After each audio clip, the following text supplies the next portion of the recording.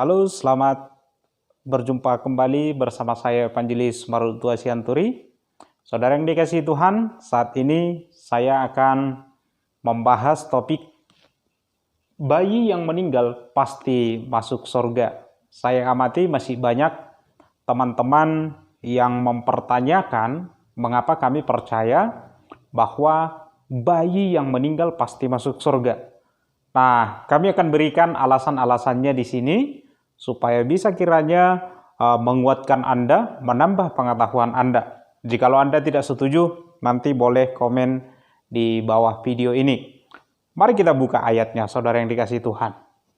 Jadi, ayatnya yang akan saya bukakan buat kita adalah Roma pasal yang kelima, ayat yang ke-17 sampai ayat yang ke-18. Saya akan catat terlebih dahulu. Roma pasal 5 ayat 17 sampai 18. Jadi apa dikatakan di kitab Roma ini? Begini. Sebab jika oleh dosa satu orang, maut telah berkuasa oleh satu orang itu, maka lebih benar lagi mereka yang telah menerima kelimpahan kasih karunia dan anugerah kebenaran akan hidup dan berkuasa oleh karena satu orang itu, yaitu Yesus Kristus. Sebab itu, sama seperti oleh satu pelanggaran, semua orang beroleh penghukuman. Demikian pula oleh satu perbuatan kebenaran, semua orang beroleh pembenaran untuk hidup. Jadi dari ayat ini analoginya kira-kira seperti ini. Misalkan ini Adam, misalkan buat gambarnya begini, ya kan? Ini Adam, dia kemudian berdosa. Ini Adam kemudian Adam ini berdosa. Dan dikatakan bahwa oleh karena dosa satu orang, sebab itu sama seperti oleh satu pelanggaran semua orang beroleh penghukuman, demikian pula oleh satu perbuatan kebenaran semua orang beroleh pembenaran untuk hidup. Jadi berdasarkan ayat ini, semua manusia keturunan Adam mendapatkan predikat atau bahkan posisi orang berdosa adalah karena hubungannya dengan Adam. Dia disebut sebagai manusia berdosa karena bapaknya adalah orang berdosa. Nah, ini Adam. Nah, katakanlah di sini bayi. Bayi gimana gambarnya? Katakanlah seperti ini ya. Katakanlah dia sudah bisa berdiri. Nah, biar gampang menggambarnya. Dikatakan bayi. Nah, bayi ini berdosa karena hubungannya dengan Adam. Dan jikalau dia meninggal, tentu dia belum melakukan satu dosa pun atas kesadarannya sendiri. Nah, sekarang banyak orang meragukan apa yang kami percayai bahwa bayi pasti masuk surga. Menurut mereka, bahwa untuk masuk surga itu syaratnya harus ada iman, katanya begitu. Saya tidak menyangkali bahwa orang yang masuk surga harus beriman dan tentu harus bertobat di sana. Tidak ada manusia dewasa pun yang boleh masuk surga tanpa memiliki iman dan tanpa pertobatan. Itu harus satu paket, beriman harus bertobat. Nah, kalau kasus bayi ini, bayi yang meninggal, ini kasus kekecualian. Mengapa kasus kekecualian? Karena bayi ini, kalau dia meninggal pas bayi, dia tidak melakukan dosa atas kesadarannya. Tetapi predikat orang berdosa itu dia dapatkan karena hubungannya dengan Adam. Nah, berdasarkan Roma pasal 5 ayat 18, dikatakan bahwa demikian pula oleh satu perbuatan kebenaran, semua orang beroleh pembenaran untuk hidup. Jadi bayi itu mendapatkan pembenaran untuk hidup karena Yesus Kristus di sini. Tadinya posisinya sebagai orang berdosa. karena hubungannya dengan Adam. Sekarang, karena hubungannya dengan Yesus Kristus, dia sudah menjadi orang kudus. Artinya dosa-dosanya sudah diselesaikan. Jadi ketika seseorang itu lahir, yaitu ketika Yesus Kristus sudah datang sekarang, jadi bayi siapapun yang lahir sekarang, dia sudah mendapatkan penebusan. Bahkan bayi-bayi yang sebelum Yesus pun sebenarnya sudah mendapatkan penebusan di kayu salib, begitu. Semua manusia, bukan hanya orang yang lahir setelah Yesus Kristus baru ditebus, termasuk orang-orang di Perjanjian Lama. Dia ditebus oleh darah Yesus Kristus. Hanya saja bedanya di Perjanjian Lama itu Yesus Kristus adanya dalam bentuk simbolik, yaitu bentuk domba korban. Dan orang-orang Perjanjian Lama itu bisa selamat kalau percaya kepada juru selamat yang akan datang, yang disimbolkan dengan domba pada saat itu. Nah, seperti apa prosesnya penebusan itu teraplikasi kepada seorang bayi? Mari kita buka di dalam 1 Yohanes pasal 2. 1 Yohanes pasal yang kedua, ayat yang kedua dikatakan begini. Saya tulis dulu. 1 Yohanes pasal 2 ayat yang kedua. Dikatakan begini. Dan ia, maksudnya Yesus, dan ia adalah pendamaian untuk segala dosa kita, dan bukan untuk dosa kita saja, tetapi juga untuk dosa seluruh dunia. Jadi Rasul Yohanes berkata di sini, Yesus itu mati, Yesus menebus dosa orang yang percaya dan juga sebagai kontrasnya dosa dunia. Nah, Yesus di sini dikatakan oleh Rasul Yohanes menebus dosa kita, maksudnya orang percaya, dan dosa dunia. Ada kontras di sana.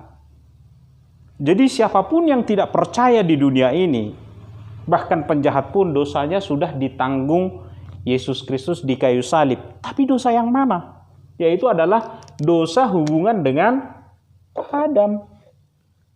Yesus sudah menanggung semua dosa orang yang percaya, mau tidak percaya, penjahat, pembunuh, sudah ditanggung Yesus di kayu salib. Tetapi dosa yang ditanggung itu adalah dosa hubungan dengan Adam. Orang-orang mungkin menyebutnya sebagai dosa keturunan. Jadi Yesus sudah tanggung di sana, selesaikan. Itulah yang dikontraskan di dalam 1 Yohanes pasal 2 ayat yang kedua. Nah, bayi tadi seperti kita katakan mendapatkan predikat sebagai orang berdosa karena hubungannya dengan Adam. Dan dosa atas hubungan dengan Adam ini sudah selesai di kayu salib. Kalau begitu bayi masih berdosa atau tidak? Jawabannya tidak. Nah, kalau tidak berdosa, itu matinya kemana? Jawabannya pasti masuk surga, begitu. Tidak mungkin masuk neraka. Karena apa? Karena dosanya sudah selesai. Perlukah iman? Tidak perlu. Ini adalah syarat kekecualian. Jadi dia mendapatkan kasih karunia dari Tuhan. Jadi dia tidak perlu dituntut untuk beriman. Bahkan pengadilan dunia ini pun sadar begitu. Tidak ada pengadilan dunia ini jikalau melihat bayi itu misalnya tumpahkan teh orang tuanya, kemudian diadili, dimarahin begitu. Tidak ada pengadilan yang waras atau bahkan orang tua begitu ya, memarahin anaknya ketika dia melakukan suatu hal yang salah, yang sebenarnya dia sendiri tidak paham. Atau misalnya pengadilan mengadili orang gila begitu, tidak masuk akal. Dunia ini saja tahu siapa yang pantas diadili dan siapa yang tidak. Oleh karena itulah kita katakan bahwa bayi atau bahkan yang cacat mental, yang gila mulai dari lahirnya sampai mati pasti masuk surga. Mereka dapat kekecualian. Kalau Anda mau dapat kekecualian itu, misalnya Anda tidak setuju, saya tidak setuju orang gila itu pasti masuk surga katanya begitu. Enak sekali katanya. Ya kalau begitu Anda gila dululah begitu supaya bisa masuk surga. Nah, jadi keberatannya harus beralasan. Jadi bayi ini masuk surga karena dosanya sudah ditebus oleh Yesus Kristus di kayu salib. Lah, bagaimana dengan orang dewasa? Nah, orang dewasa itu misalnya saya ataupun Bapak Ibu Saudara pendengar, dosa atas hubungan dengan Adam juga sudah diselesaikan di kayu salib. Lantas mungkin ada orang berkata, oh kalau begitu semua orang selamat dong. Tidak. Kalau kamu tidak percaya, ya kamu masuk neraka juga. Karena apa? Karena setelah kamu akil balik, setelah kamu bisa membedakan mana tangan kiri, mana tangan kanan, setelah kamu bisa membedakan mana yang benar, mana yang salah, dan kamu memilih tindakan-tindakan hal yang salah yang menentang Tuhan, itulah dosamu. Dosa yang itu belum ditebus Tuhan. Kalau kamu belum mempercayakan dirimu kepada Tuhan, kalau kamu belum beriman dan menaruh percaya kepada Yesus Kristus bahwa kamu itu sudah menerima penghukuman yang dibebankan kepada Yesus di kayu salib. Kamu belum pernah membuat pengakuan seperti itu, ya dosamu tidak ditanggung begitu. Tetapi kalau kamu sudah mengaku bertobat dan percaya kepada Yesus Kristus bahwa Dia telah menanggung dosa-dosamu di kayu salib, maka selamatlah kamu. Jadi penebusan itu teraplikasi kepada bayi ketika dia meninggal. Tetapi jikalau bayi itu kemudian bertumbuh menjadi anak-anak, kemudian dia akil balik, bisa bedakan tangan kiri, tangan kanan, dia bisa bedakan yang benar dan yang salah. Jikalau dia mati, tidak percaya, ya masuk neraka juga. Tetapi kalau dalam kondisinya sebagai bayi, dia pasti masuk surga. Itu alasannya sangat simpel begitu. Karena Yesus sudah menyelesaikan dosa hubungan dengan Adam. Nah, bayi itu tidak melakukan dosa atas kesadaran sendiri. Jadi tidak ada alasan untuk menghukum bayi di neraka. Bahkan kalau kita baca 1 Yohanes pasal yang kedua tadi, kita lihat ke ayat yang di atasnya, ayat 1. Kita sudah baca ayat 2, ayat 1 dikatakan begini. Anak-anakku, hal ini kutuliskan kepada kamu supaya kamu jangan berbuat dosa. Namun jika seorang berbuat dosa, kita mempunyai seorang pengantara pada Bapa, yaitu Yesus Kristus yang adil. Pengantara, yaitu dari kata parakletos, yang artinya juga pembela begitu. Jadi jikalau ada yang berbuat dosa, misalnya orang dewasa seperti kita itu, kalau kita sudah mempercayakan diri kepada Yesus Kristus, ya Yesuslah yang akan membela kita. Yesuslah yang akan menjadi bisa kita katakan, Yesuslah yang membela kita di hadapan Tuhan bahwa dosa kita sudah dihapuskan. Demikian juga bayi-bayi ini, jikalau dia mati. Ada tidak contoh di Alkitab bahwa bayi itu meninggal pasti masuk surga? Ada begitu. Coba kita baca kisah dari Daud. Daud di dalam 2 Samuel. Saya ingin kita membaca kisah Daud di dalam 2 Samuel, di mana dia pernah berdoa kepada Tuhan supaya anaknya yang dia hasilkan melalui hubungan tidak sah, yaitu hasil persetubuhannya, bahkan bisa dikatakan perkosaannya terhadap Batseba, kemudian meninggal. Nah, dikatakan begini, saya nanti poin intinya adalah di 2 Samuel pasal 12 ayat 23. Coba ya, saya tulis dulu. 2 Samuel 12. 2 Samuel 12 ayat 23. Saya mungkin baca kesimpulannya dulu, baru nanti saya jelaskan ke belakang. Dikatakan begini. 2 Samuel 12 ayat 23. Tetapi sekarang ia sudah mati, maksudnya bayi. Mengapa aku harus berpuasa? Dapatkah aku mengembalikannya lagi? Aku akan pergi kepadanya, tetapi ia tidak akan kembali kepadaku. Jadi di ayat yang ke 12, saya akan baca mulai dari ayat 12. Ini 2 Samuel pasal 12, saya mulai ayat 12 biar dipersingkat ceritanya.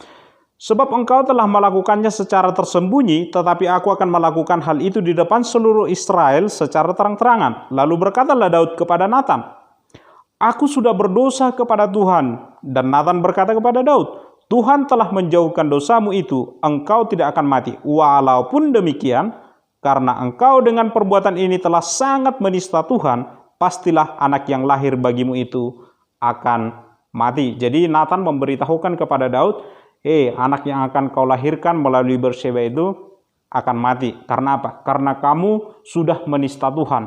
Kamu mengambil istri Uria dengan kejam. Kamu membunuh suaminya dengan kejam. Membuat dia menjadi pasukan terdepan supaya mati. Supaya kamu menghalalkan mendapatkan istrinya. Maksudnya begitu. Tetapi apa yang dikatakan Daud? Ayat 15. Kemudian pergilah Nathan ke rumahnya dan Tuhan menulahi anak yang dilahirkan bekas istri Uria bagi Daud dengan sakit. Lalu Daud memohon kepada Allah oleh karena anak itu. Ia berpuasa dengan tekun dan apabila ia masuk ke dalam semalam-malaman itu, ia berbaring di tanah. Maka datanglah kepadanya para tua-tua yang di rumahnya untuk meminta ia bangun dari lantai, tetapi ia tidak mau. Juga ia tidak makan bersama-sama dengan mereka. Jadi ketika Nathan beritahu kepada Daud, anakmu itu akan mati. Itu hukuman menjadi kau. Itu hukuman kepadamu karena engkau melakukan perbuatan yang keji di hadapan Tuhan. Kamu menista Tuhan.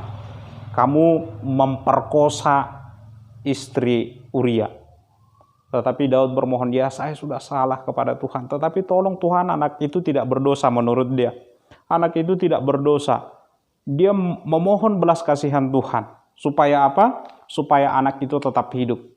Berhari-hari dia berpuasa, tergeletak di lantai. Seorang raja, dia tergeletak di lantai, tidak mau makan, tidak mau minum, tidak mau dihiburkan. Hal yang unik terjadi di ayat 18. Pada hari yang ketujuh, matilah anak itu. Dan pegawai-pegawai Daud takut memberitahukan kepadanya bahwa anak itu sudah mati. Sebab mereka berkata, ketika anak itu masih hidup, kita telah berbicara kepadanya, tetapi ia tidak menghiraukan perkataan kita. Bagaimana kita dapat mengatakan kepadanya, anak itu sudah mati? Jangan-jangan ia mencelakakan dirinya. Jadi tua-tua yang ada di istana Daud itu, mereka itu takut memberitahukan kepada Daud, anak itu sudah mati. Karena apa? Karena ketika anak itu masih dalam kondisi sakit, belum mati, Daud ini sudah berpuasa dan berkabung dengan sangat sedihnya, bermohon kepada Tuhan. Dia tidak mau dihiburkan. Apalagi kalau nanti kita kasih tahu anak itu sudah mati. Ini Daud bisa jadi mencelakakan dirinya. Apakah mungkin bunuh diri atau segala macam mereka pikirkan. Tetapi apa yang terjadi? Ketika Daud melihat bahwa pegawai-pegawainya berbisik-bisik, mengertilah ia bahwa anak itu sudah mati. Lalu Daud bertanya kepada pegawai-pegawainya, sudah matikah anak itu? Jawab mereka, sudah. Lalu Daud bangun dari lantai, ia mandi, berurap, dan bertukar pakaian. Ia masuk ke dalam rumah Tuhan dan sujud menyembah. Sesudah itu pulanglah ia ke rumahnya, dan atas permintaannya dihidangkan kepadanya roti, lalu ia makan. Kemudian pegawai-pegawainya bingung. Ini Daud ini aneh, kata mereka. Kok ketika anak itu sakit-sakitan dia tidak mau makan, dia tidak mau dihiburkan. Nah sekarang anak itu sudah mati, dia kok justru mandi, berurap, katanya begitu. Kemudian minta, hidangkan makanan. Orang itu kan bingung begitu. Kok bisa terjadi hal yang seperti itu? Ternyata konsep Daud begini. Saya baca mulai dari 21. Berkatalah pegawai-pegawainya kepadanya, apakah artinya hal yang kau perbuat ini? Oleh karena anak yang masih hidup itu, engkau berpuasa dan menangis. Tetapi sesudah anak itu mati, engkau bangun dan makan. Jawab Daud, selagi anak itu hidup, aku berpuasa dan menangis karena pikirku, siapa tahu Tuhan mengasihani aku, sehingga anak itu tetap hidup. Jadi harapan Daud, semoga anak ini hidup karena Tuhan kasihan kepada saya. Tetapi, ayat yang sudah kita baca, ayat 23, tetapi sekarang, ia sudah mati. Mengapa aku harus berpuasa, kata Daud? Dapatkah aku membangkitkannya lagi? Dapatkah aku membangkitkan bayi yang sudah meninggal itu? Ternyata tidak. Dapatkah aku mengembalikannya lagi, kata Daud? Aku yang akan pergi kepadanya, tetapi ia tidak akan kembali kepadaku. Jadi kesimpulan Daud, dia sendiri nanti yang akan datang kepada bayi itu. Bayi itu tidak mungkin lagi kembali kepada dia karena sudah meninggal. Mengapa Daud punya iman bahwa dia yang akan pergi kepada anak itu? Berarti dia punya iman, berarti dia percaya, berarti Alkitab ini menyiratkan bahwa bayi yang meninggal itu pasti masuk surga. Sekalipun kalau misalnya dalam pemahaman sekarang, bayi yang dilahirkan di luar pernikahan yang sah itu dianggap bayi haram begitu. Jadi tidak peduli status bayi itu apakah bayi haram, bayi penjahat kah, bayi yang menghujat Tuhan kah, tidak peduli begitu.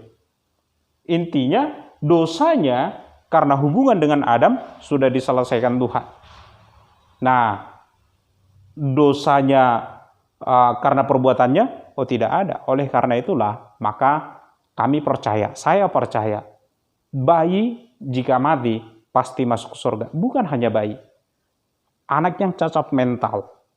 Orang gila yang sejak lahirnya memang gila begitu. Tidak bisa bedakan tangan kiri, tidak bisa bedakan tangan kanan. Tidak bisa tahu mana perbuatan yang benar, mana perbuatan yang salah. Orang-orang yang seperti itu juga saya yakin mati pasti masuk surga.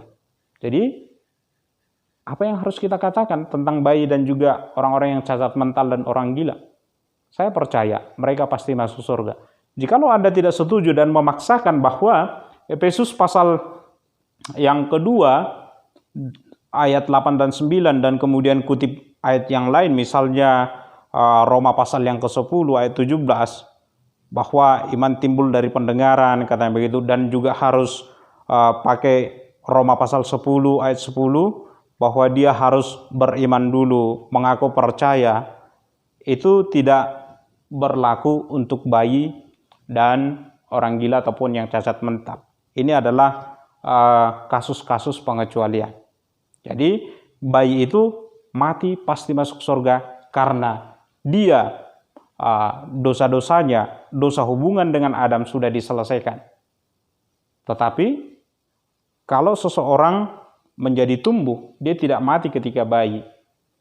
Kemudian dia bisa bedakan tangan kiri dan tangan kanan. Maka dia perlu beriman kepada Tuhan dan mengaku percaya bahwa dia adalah orang berdosa yang pantas dihukum di neraka.